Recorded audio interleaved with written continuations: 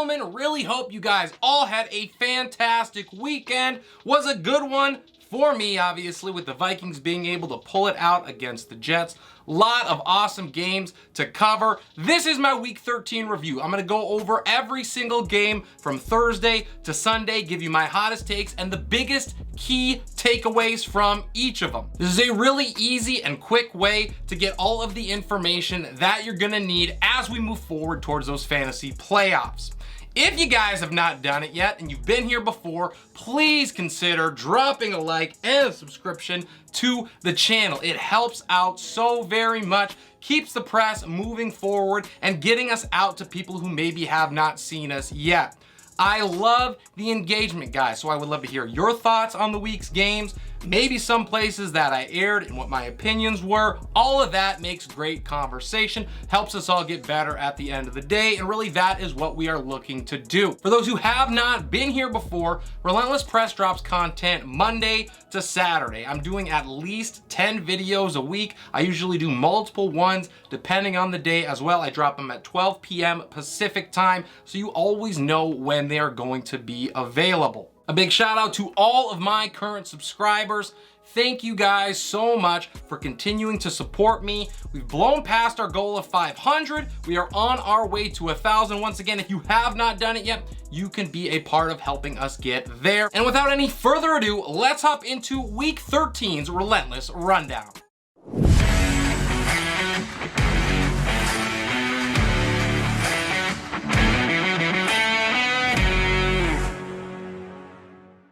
We're going to start with the Thursday game, the Bills dismantling the Patriots 24-10. Biggest takeaway here is that there is a changing of the guard in the backfield for Buffalo. James Cook had 20 touches in this game. Devin Singletary had only 13. And I think even more important than that was that Cook was the guy getting the touches in the passing game. He had 6 catches on 6 targets, 41 yards through the air. This is exactly why I told you to add him a couple of weeks ago. If he is still available, he has to be a priority pickup. The Steelers hang on against the Falcons 19-16. Playoff implications still for both of these teams. Pittsburgh is able to pull away.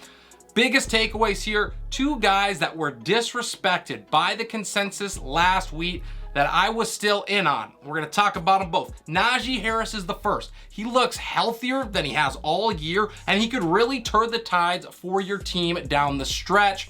Baltimore in 2 out of the next 4 games is certainly not ideal, but in weeks 15 and 16, which are usually big time playoff weeks, he gets the Panthers and he gets the Raiders. He will have boom potential in both of those games. The second is Drake London, who came alive from the grave. He tied his season high in targets in this one with 12, and he turned it into his best performance since way back in week number 2 with those 95 yards. He gets Baltimore and then Arizona in weeks 16 and 17. They should be juicy high-end flex matchups for him at worst. The Packers game is the one we'll look at next. They still own the Bears. Unfortunately, 28-19 was the score here. Big news out of the backfield for the Pack. A.J. Dillon is going to have league-shifting potential depending on what happens with Aaron Jones. He's dealing with a shin injury. Now, Green Bay is on bye next week, so there is an extra week of recovery for Jones. Beware of that if Dillon is still available in your league for whatever reason and you are planning on adding him. The other thing is Christian Watson. His breakout is not sustainable, but obviously right now it does not matter. He is legit and he continues to score touchdowns. He has to be locked into our lineups until that changes. I had him as a wide receiver 2 towards the end of my list last week. The Lions obliterate the Jags 40-14, and honestly this wasn't even as close as that ridiculous score would dictate. Swifty potentially coming back is huge news for owners. The Lions are still in the race, pushing for that final playoff spot. Maybe this is the reason they were limiting his touches so much. I still have him as just a flex right now, but if he continues to show this type of usage, he will obviously rise in our rankings very quickly. Jared Goff is also emerged from this game as a great streaming option in week 14 against the Vikings. They're giving up points by the bucketful, and if you lost a quarterback due to injury, and there were a lot of quarterback injuries in week 13, and you need a stopgap option, I think Jared Goff is a great one for week 14. The Vikings are able to hold off the Jets 27-22. Garrett Wilson bursts onto the scene in this game. I think he is a locked wide receiver 2, and he paid off my top 15 ranking of him last week with that monster performance against Minnesota. He had 8 catches, but more importantly, an insane 15 targets, and he's got Detroit, Jacksonville, and Seattle in weeks 15 to 17. He has clearly become Mike White's best friend with all of those looks, and I think he is a fantasy difference maker once the playoffs come around. The Giants cannot finish it off against the Commanders. Neither team really wanted to win this game, and so it ends in a stalemate, 20-20. And I'm shifting from what I said last week to bring you this. Danny Dimes, though I am not going to start him this week against Philadelphia, has potential in weeks 15 and 16 as a quarterback 2 option. He's got a rematch against Washington. He also has my Vikings, so he is worth a stash because there's going to be plenty of upside for him in both of those games. The next one we're going to look at is the Eagles demolishing the Titans in what was an absolute slaughterfest. I thought this was going to be a really tight, good game. And my hottest take is that Jalen Hurts is the MVP frontrunner. In his last 8 games, he has racked up a ridiculous 21 touchdowns and just a single pick. I know the national media will continue to tell you that this is Patrick Mahomes' award. That is not the case. In a game against a top 5 AFC team in the Titans, and that's at worst, they could be as high as top 3 for some people, the Titans never really had a shot here. I think it shows the greatness of what Jalen Hurts is bringing to the table for Philly. The Ravens are able to come back in the last couple minutes against the Broncos. They win 10-9. Biggest issue that we pull from this game is something we kind of already known, but continues to thwart owners, and that is the backfield in Baltimore. Good luck finding who is going to be the guy to play week in and week out. Drake and Edwards both basically split the work here. There was a slight lean towards Gus. He had the more targets as well, so that's important, but they are both risky flexes barring an injury. The bigger news is the injury to Lamar Jackson. Now, Tyler Huntley stepped in admirably for him once he went out. He played about 3 quarters and ended up being a top 15 quarterback option. So I think he has big time replacement as a QB2 option. Until we know more about what is going on with Lamar, I would get him on my roster. The Browns defense is the one that shines. They outlast the Texans 24-17. We have to get this out of the way first because Deshaun Watson looked real bad in his return to the football field, but in his defense, he really did not get any help. I am not going to be losing the faith in Deshaun, even in the tough matchup next week against the Bengals. He still has massive upside. There are still great weapons for him to utilize. That rust is going to be removed quickly, we hope. The other thing is Cleveland's defense. I had them as a top 5 play last week. They paid that off with an insane 3-touchdown performance as they carried their team to the victory. This is exactly why you target teams like the Texans with your defenses. Very important to note as the season winds down. The Seahawks are able to come back against the Rams. Geno Smith is the biggest storyline coming out of here, and he continues to dominate. Outside of the week 15 matchup with the 49ers, he has to be locked into your lineups. He went for 330 plus and 3 scores once again. And the same thing goes for both DK Metcalf and Tyler Lockett, especially when we take into account the injury in the backfield for Seattle with Kenneth Walker leaving.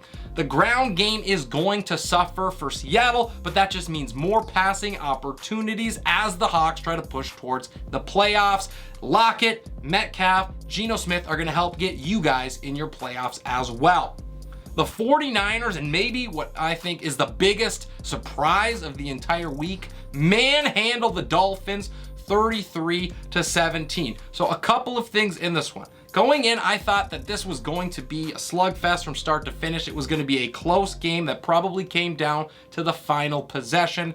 San Francisco wanted none of that. Now, The biggest things in this game were the injuries. We're gonna start with Miami. They had Jalen Waddle get banged up. Tua, once again, feeling a little hurt, but he was able to complete this game.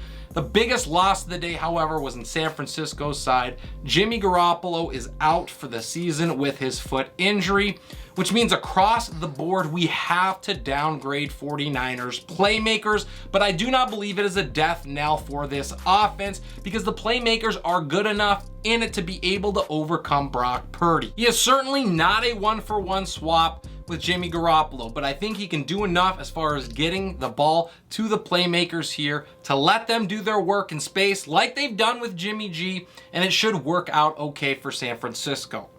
My favorite game of the day, the Bengals outlasting the Chiefs 24-20. We learned that Joe Burrow owns Patrick Mahomes. He seems to be his kryptonite and is now 3-0 against him in his career.